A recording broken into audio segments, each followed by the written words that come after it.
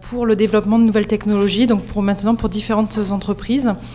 Et je suis chercheur associé dans un laboratoire d'analyse du mouvement pour essayer de valider justement ce développement de nouvelles technologies, de nouveaux systèmes. Alors, l'année dernière, je vous avais présenté un système en particulier qui était Kinapsys. Maintenant, en tant qu'indépendante, j'ai voulu vous faire une petite rétrospective sur tous les systèmes qui existaient, qui étaient actuellement commercialisés.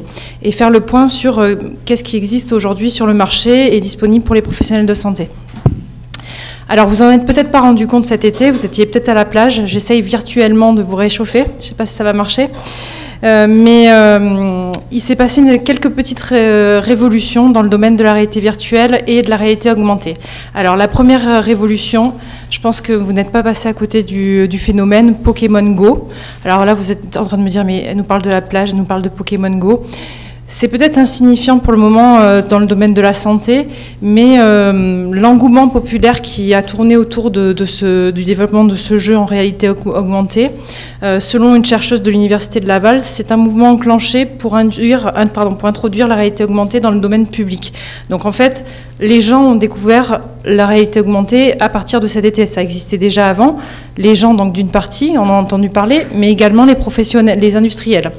Donc c'est la première expérience à grande échelle de la réalité augmentée et j'espère que ça va encourager les entreprises à s'intéresser davantage à cette technologie et bien évidemment dans le domaine de la santé.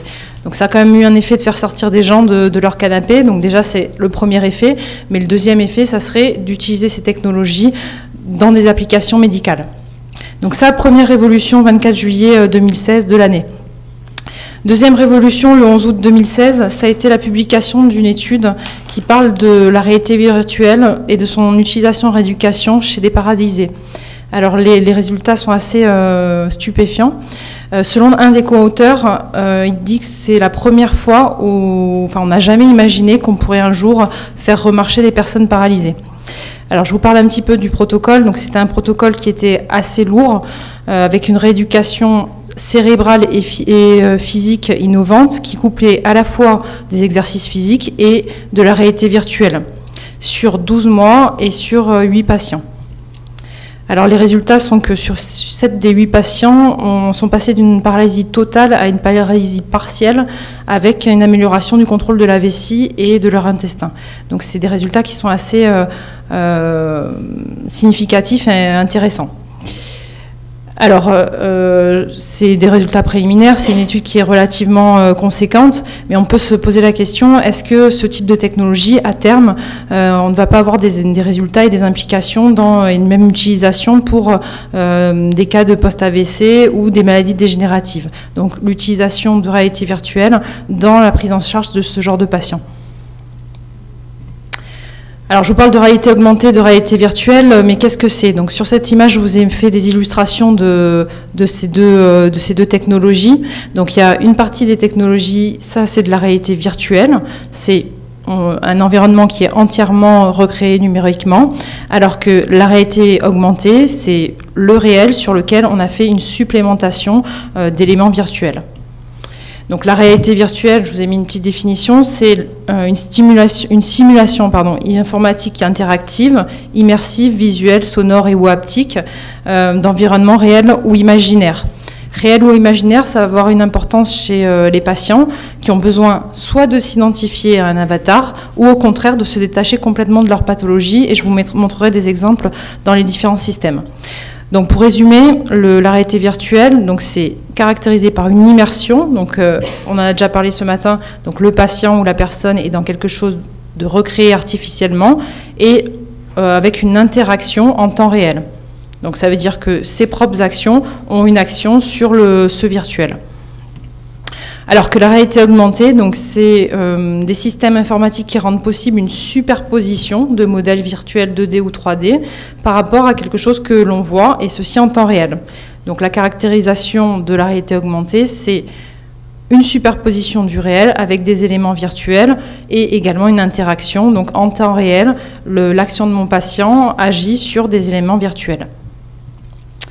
Alors en rééducation, ça permet pas mal de choses intéressantes, en particulier une simplification de la tâche et la suppression de certains distracteurs. Il y a des études qui ont montré qu'un entraînement ou une rééducation en réalité virtuelle, ça apporte une meilleure restitution dans le réel que sur un groupe par exemple qui se serait entraîné que dans le réel. Ensuite, une augmentation de la motivation des patients de part du côté ludique. Le fait que les exercices soient paramétrables par rapport à du réel, on va pouvoir paramétrer des amplitudes, des difficultés, des vitesses. Et ensuite, ça accélère la progression du fait de la connaissance de résultats. Donc le patient en temps réel peut s'auto-corriger par le biais de biofeedback. Alors il y a plusieurs études qui ont montré que la rééducation avec la réalité virtuelle, ça apporte des résultats aussi intéressants ou plus efficaces qu'une rééducation conventionnelle seule. Alors je ne suis pas en train de vous dire qu'il faut faire de la rééducation que virtuelle, c'est un ajout de la réalité virtuelle par rapport à de la rééducation conventionnelle qui apporterait des meilleurs résultats ou alors des résultats équivalents mais avec une motivation et une implication du patient qui serait améliorée. Alors j'ai trouvé très peu d'études encore sur la réalité augmentée, je vous en reparlerai un petit peu à la fin de cet exposé. J'ai trouvé une étude qui montre l'intérêt de la réalité augmentée, notamment dans les thérapies du membre fantôme, thérapie miroir. Alors pourquoi la réalité virtuelle, ça fonctionne en rééducation? Ça reprend des principes connus de la rééducation, donc la répétition du geste, l'intensité, une tâche orientée vers un but. Ensuite on active un système de récompense, une connaissance des résultats en direct et une augmentation de la motivation. Et enfin, on peut varier avec un environnement riche en stimulation sensorielle et un feedback, pourquoi pas, visuel et auditif, mais pourquoi pas même tactile. Alors, dans ce contexte, on a développé le système de Rehab Gaming. Alors, je ne vais pas m'attarder, j'en avais déjà parlé l'année dernière. Donc, si ça vous intéresse, vous pouvez aller télécharger le livre blanc que j'ai écrit sur le Rehab Gaming, où vous pouvez retrouver pas mal de bibliographies. Donc, le Rehab Gaming, ça serait quoi? Ça serait la ludification de la rééducation. Donc, la ludification, la gamification, c'est le transfert de mécanismes de jeu à d'autres domaines. Donc là, c'est les mécanismes de jeu dans le domaine de la rééducation. Donc ça serait l'interface entre les serious games d'un côté, la réalité virtuelle et maintenant la réalité augmentée, et les compétences des kinésithérapeutes ou de la rééducation, des médecins rééducateurs. Alors pourtant, jusqu'à maintenant, on a encore très peu de systèmes qui sont utilisés dans les cabinets ou dans les structures. Alors pourquoi? J'ai identifié plusieurs freins. Jusqu'à présent, c'était des coûts technologiques qui étaient importants, soit pour le matériel, soit Antoine en a parlé pour le développement. Un encombrement des dispositifs, un équipement sur les patients qui pouvait être fastidieux et non compatible avec une pratique clinique. Ensuite, une complexité des paramétrages. Ça, en général, c'est souvent un décalage entre l'industriel et les besoins du praticien. Un programmeur, quand vous lui dites « je veux un bouton qui fasse ça », il vous fait tout le temps un bouton qui fait ça. Mais il le cache au fin fond du logiciel et il faut faire 3 clics pour y accéder. Une méconnaissance des systèmes existants, donc c'est pour ça que je suis là aujourd'hui pour vous les présenter, et un manque de formation des praticiens. Donc vous avez soit ces systèmes qui ne sont pas connus à l'université ou dans les écoles de kiné, etc., soit des praticiens qui achètent le système et qui ne se forment pas sur ce système, et des professionnels, des industriels qui ne proposent pas de formation associée à ces systèmes. Alors voilà le top de la réalité virtuelle actuellement. Donc c'est des dômes immersifs, The Cave par exemple. Donc ça c'est top pour immerger une personne dans un monde virtuel. Par contre, vous comprenez bien que l'installer dans un cabinet de rééducation, de kiné ou dans un centre, ça va être un petit peu compliqué et c'est relativement cher. Donc ces systèmes, ils étaient souvent limités à une pathologie spécifique, souvent limités à un usage expérimental et non généralisable à un grand nombre de patients. Alors aujourd'hui, on a l'évolution de certains systèmes qui ont permis le développement de systèmes à base de la réalité virtuelle ou de réalité augmentée, qu'on dit low cost. Alors ça va avoir des limites, mais néanmoins, ça va permettre une utilisation à de nombreux patients et de nombreuses pathologies. Alors j'ai essayé de vous faire un petit rétrospectif de ce qu'il existe dans le domaine des jeux vidéo. Donc quand on suit l'évolution des systèmes de jeux vidéo, on va s'apercevoir qu'à chaque fois, il y a eu un comparatif, un parallèle avec le domaine médical. Et donc le domaine médical s'est réapproprié certains outils des jeux vidéo. Donc en 2006, ça aussi c'était une révolution, donc la Wii et la Wii Balance Board. Ensuite, on a eu la Kinect. La Kinect que Antoine vous a présentée, c'est la Kinect 2. Celle-ci, c'est la Kinect 1 qui était un petit peu moins précise. Ensuite, donc la Kinect qui détecte les mouvements assez grossièrement des grosses articulations. Ensuite, le Leap Motion, c'est un petit dispositif que vous avez là devant le clavier qui permet de détecter les mouvements de la main et des doigts, donc qui est relativement précis, mais par contre qui se limite juste à la main. Ensuite, le myosensor, c'est un système qui se base sur l'activité myoélectrique des muscles de l'avant-bras, et donc qui permet de transcrire les mouvements de la main et du poignet sur l'écran. Ensuite, la Kinect 2, donc qui permet une détection plus fine et plus précise des mouvements. Et cette année, en 2016, le développement des casques de réalité virtuelle que vous avez pu voir sur un stand. Alors, la question, c'est qu'est-ce qui va se passer après? C'est demain, qu'est-ce qu'on va avoir comme système dans le monde des jeux vidéo? Et du coup, qu'est-ce qu'on peut imaginer dans le monde de la rééducation et de la santé? Alors, par exemple, on peut imaginer ce genre de systèmes qui existent déjà, donc qui sont utilisés pour le monde des jeux vidéo, mais pourquoi pas en rééducation? Donc, vraiment avoir la sensation de marcher et d'avoir, au niveau visuel, un retour visuel, une immersion qui serait vraiment importante. Donc là, c'est un jeu vidéo sur la vidéo. En général, c'est plutôt des jeux de guerre et de combat, mais pourquoi pas imaginer une personne âgée avec une maladie dégénérative qui ferait un entraînement à la marche. Alors en 2018, on va voir la sortie de l'Apple Glass. Donc c'est une paire de lunettes sur laquelle vous allez avoir des éléments virtuels qui vont venir s'intégrer. Donc la réalité virtuelle, ça sera peut-être au quotidien, enfin la réalité augmentée. Donc peut-être qu'on n'aura plus de GPS, on aura notre GPS qui sera intégré directement dans nos lunettes. Ça, ce sera plutôt pratique. Ou quand on fait nos courses, on regarde un élément et on sait peut-être les calories, le prix, etc. Donc ça aussi, pourquoi pas dans la rééducation. Donc j'ai identifié un processus à chaque fois. Donc il y a une innovation technique. Cette innovation technique, elle est reprise ou elle est issue du monde des jeux vidéo. Donc sur ce côté-là, il n'y a pas de souci, il y a de l'argent.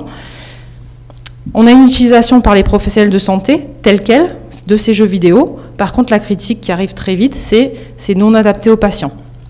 Donc du coup, après, on a des industriels qui s'en intéressent et qui vont développer une solution médicale. Par contre, en général, c'est un peu tard et au moment où la solution médicale sort, ben, la technologie est déjà dépassée, il y a déjà quelque chose de nouveau qui va sortir. Donc le constat, c'est un décalage entre l'innovation technologique mise sur le marché et la mise sur le marché, et Antoine vous en a parlé, donc c'est assez long pour avoir un dispositif qui soit un dispositif médical. Donc la question que je pose aujourd'hui, c'est une anticipation. Comment faire pour que les industriels anticipent les sorties technologiques et au moment de ces sorties technologiques, proposer une solution médicale. Alors sur chaque système que je vous ai présenté dans les jeux vidéo, on a eu une application médicale. Alors ces applications, ça peut être de la rééducation assistée et robotisée, de la rééducation posturodynamique, de la rééducation analytique, de la rééducation vestibulaire, thérapie miroir et thérapie par exposition. Alors je vais essayer de vous présenter les principaux systèmes de toutes ces technologies-là. Alors je vais passer assez vite sur le système Okoma. Donc c'est un exosquelette robotisé. Pourquoi je passe assez vite? Parce que là c'est un système qui a été spécifiquement développé pour le domaine médical. Donc ça reste quelque chose d'assez coûteux. Néanmoins, ça a le mérite d'exister et donc ça permet plusieurs types de mouvements, soit avec le fait qu'il y ait des ressorts intégrés, donc vous avez plusieurs modes de fonctionnement, actif aidé ou actif contrarié par exemple. Donc il y a des études qui sont en cours et bon, ça je l'ai repris sur leur site, donc ça accélère la rééducation et ça permet une meilleure rééducation qu'une rééducation conventionnelle seule. Alors, si je prends le principe de la balance board, donc qui est toujours un jeu vidéo, donc on a eu le développement de BioRescue, donc c'est une plateforme podobarométrique qui est utilisée plutôt chez les kinésithérapeutes. Ça permet de faire à la fois des évaluations de l'équilibre posturodynamique et à la fois de la rééducation. notamment par le fait d'un biofeedback visuel, donc face à un écran ou avec un vidéoprojecteur, donc avec des exercices qui permettent un transfert d'appui, du maintien ou de la double tâche. Donc voilà le principe par rapport aux jeux vidéo. On fait une évaluation des limites de stabilité. Cette évaluation, ça va venir calibrer l'exercice et donc l'exercice va être adapté au patient. Donc on ne va pas lui demander de faire quelque chose qu'il ne serait pas capable de faire ou alors volontairement, on va lui dire « je te demande de travailler à 80%, à 100% ou pourquoi pas à 110, 120% de tes capacités ». Donc voilà le type d'exercice qu'on peut faire. Il y a du travail de transfert d'appui, du maintien, du travail en antéro-postérieur, en médio-latéral, du travail avec une certaine cadence imposée et du transfert d'appui avec du maintien, plus de la double tâche chez les personnes âgées, c'est assez intéressant. Pas mal de possibilités de travail avec des mousses, avec des plateaux à ressort, des lunettes de réalité virtuelle et on peut travailler debout, assis, à genoux, etc. Ensuite, il y a les manettes Wii. Sur les manettes Wii, à l'intérieur, vous avez des accéléromètres, gyroscopes et magnétomètres. Donc ce type de capteurs, c'est des capteurs inertiels. On va le retrouver dans différents systèmes. Donc là, j'en ai cité un, l'EMS Live, c'est développé en Angleterre. Donc ça, c'est un système qui est limité uniquement aux membres supérieurs. Et il y a une utilisation à domicile qui est possible. Alors en France, on a développé le système Bioval. C'est un système aussi avec des capteurs qui permet une évaluation des amplitudes articulaires et des exercices plutôt analytiques. Donc on va travailler un mouvement précis sur une articulation précise. Donc j'avais collaboré sur un projet pour montrer l'efficacité dans le post-AVC. Donc c'était sur un projet d'une étudiante kiné qui avait montré une efficacité supérieure pour les patients qui avaient travaillé avec ce genre de système. Donc voilà des exemples. Alors c'est des exemples un petit peu caricaturaux pour vous montrer à la fois le positionnement des capteurs et ce que le patient voit à l'écran. Donc pourquoi caricaturaux? Parce que normalement le patient a vraiment l'écran bien face à lui. Là on l'a un peu décalé pour que vous voyez bien. Donc, je vous les lance tous ensemble. C'est juste pour vous donner des illustrations.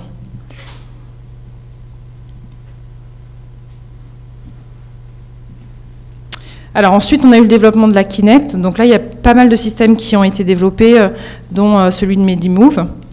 Donc il y en a un qui s'appelle Gintronics au Canada, qui utilise la Kinect 1, qui est plutôt sur une utilisation fitness que thérapeutique, mais par contre avec une utilisation à domicile. Ensuite, il y a le système de Medimove qui est plutôt orienté sur une utilisation en institution, donc destiné pour de la gériatrie ou du post-AVC.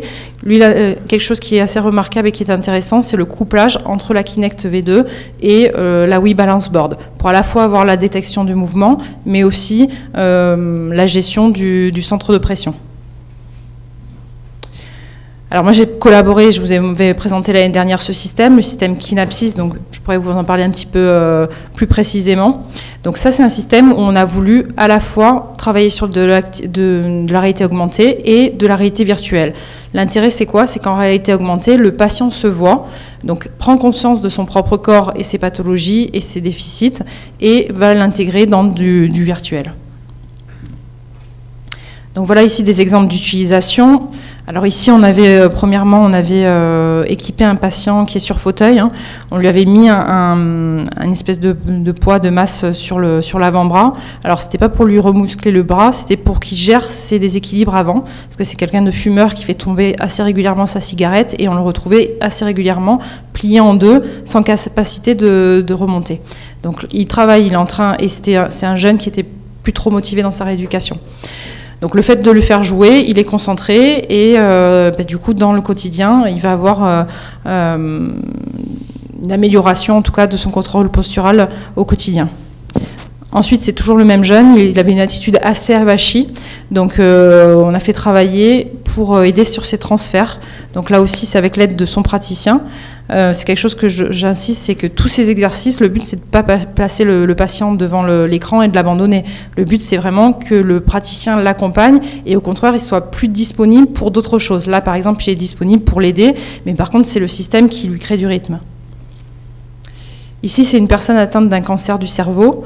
Alors on voit pas bien et on n'avait pas pris de film. C'est une personne qui n'avait pas du tout de triple flexion pour la marche, donc qui marche en traînant les pieds.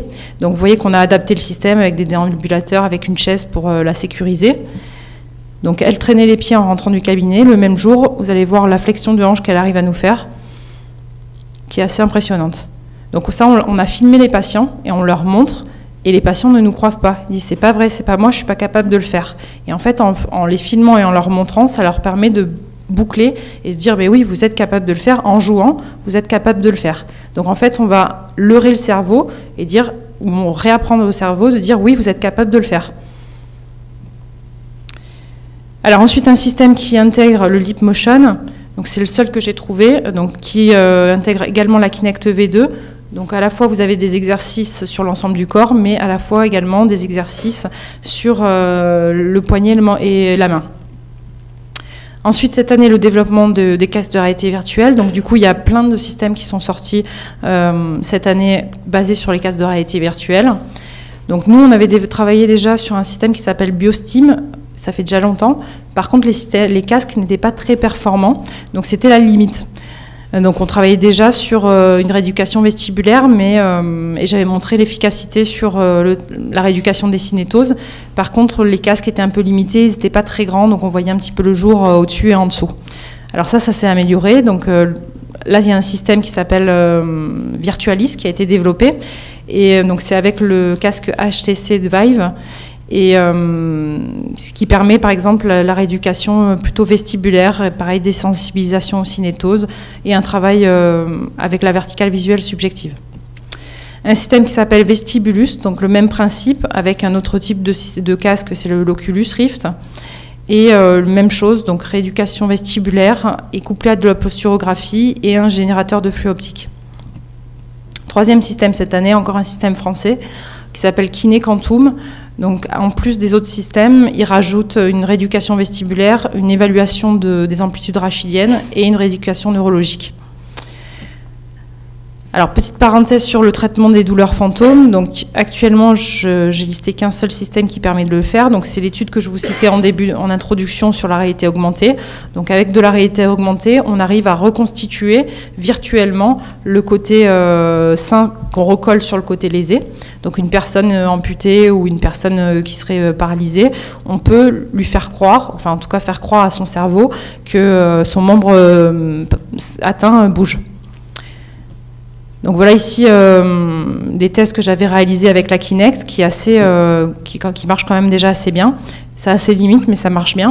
Donc vous voyez que je lève qu'un seul bras et à l'écran, j'ai l'illusion de lever les deux bras. Donc, et ça, c'est en direct, c'est en live. Donc technologiquement, c'est quelque chose pour les programmeurs d'assez compliqué. Mais par contre, c'est assez bluffant. Et pour l'avoir essayé, moi je sais très bien que mon bras il n'est pas en train de bouger. Vous sentez des picotements, vous sentez quelque chose du côté où vous n'êtes pas en train de bouger. Dernier système que je veux vous présenter, alors je suis consultante pour ce système, donc c'est du traitement des phobies et des troubles anxieux. Donc c'est des thérapies par immersion, donc on va immerger les patients sur des troubles dans des contextes phobiques, donc ça peut être la peur de l'avion, la peur de la foule, la glossophobie, l'agoraphobie, etc. Donc le but c'est d'immerger le patient dans un contexte qui le rend anxieux ou phobique. Alors on a pas mal de demandes suite à ce développement-là. Donc au départ c'est plutôt pour les psychiatres, les psychologues, mais par exemple on a les médecins anesthésistes qui nous demandent pas mal de choses parce que ça permettrait de relaxer les patients par exemple en anesthésie locale. Et je suis en train de travailler avec eux sur le développement d'une application kiné et notamment de développer la réalité augmentée pour une application kiné parce que je pense que l'immersion virtuelle complète pour certains patients elle est peut-être compliquée et l'intermédiaire entre le réel et la rééducation virtuelle, ça serait la réalité augmentée.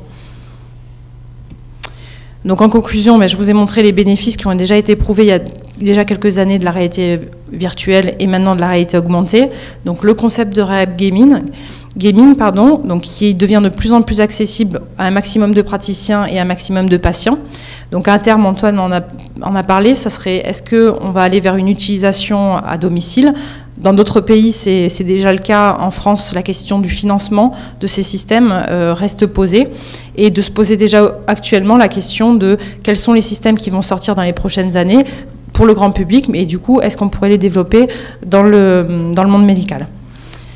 Voilà, je vous remercie pour votre attention. Merci pour ce panorama. Est-ce qu'il y a une question? On a le temps juste pour une question.